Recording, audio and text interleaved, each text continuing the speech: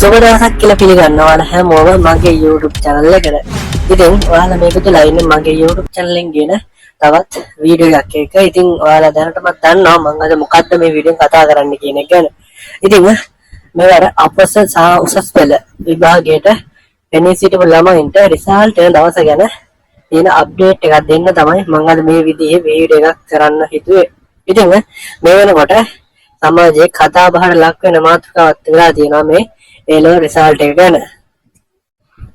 මොකද ගොඩක් කට්ටිය මේ රිසල්ට් එක දවස ගැන හරි නිශ්චිත තොරතුරක් මේ වෙනකන් දන්නේ නැහැ. ඉතින් විභාග දෙපාර්තමේන්තුවෙන් තමයි රිසල්ට් එක නිකුත් කරන්නේ. ඉතින් ඒක තාම එයාලවත් හරි ඩේට් එකක් රිලීස් කරලා නැහැ නිකුත් කරන්න කියන එක ගැන. ඉතින් නමුත් මීට කලින් කියලා තිබ්බ විදිහට මේ අවුරුද්දට කියන්නේ සිංහල හා හින්දු අලුත් අවුරුද්දට පස්සේ වෙනවා කියලා තමයි කියලා තිබ්බේ. ඉතින් ගොඩක් කට්ටිය හිතුවා ඊයේ කියන්නේ 20යි කියලා. ඉතින් නමුත් මේ වෙනකන් රිසල්ට් එක නිකුත් කරලා නැහැ. ඉතින් කොහොමත් තව සතියක් වගේ යනවා රිසල්ට් එක නිකුත් කරන්න. මොකද මේක එකපාරට දාන්නේ නැහැ. දැන් මේ වෙලාවේ කලබලයක් තියෙනවා. ඉතින් කියන්නේ හැමෝම රිසල්ට් එන දවස ගැන බලාපොරොත්තු වෙමින් ඉන්නේ. ඉතින් ඒ නිසා කොහොමත් මේ කාලය ඇතුළත රිසල්ට් එකක් නිකුත් කරන්නේ නැහැ අධිභාග දෙපාර්තමේන්තුව.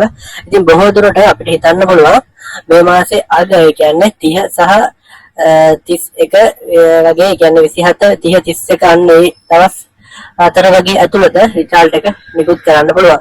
කොහොමත් මේ මාසෙට යන්නේ නැහැ. මේ මාසය ඇතුළතම රිසල්ට් එක නිකුත් කරනවා. ඉතින් ඔයාලා කලබල වෙලා ඉන්න බෑ. ඉතින් කොහොමත් රිසල්ට් එක හිමීට නිකුත් කරයි. ඉතින් ඔයාලා දැන් කෙනෙක් දෙවෙනි පාර මේ පන්ති යනවා නම් ඉතින් ඒක ඒ විදිහටම ක්ලාස් යන්න.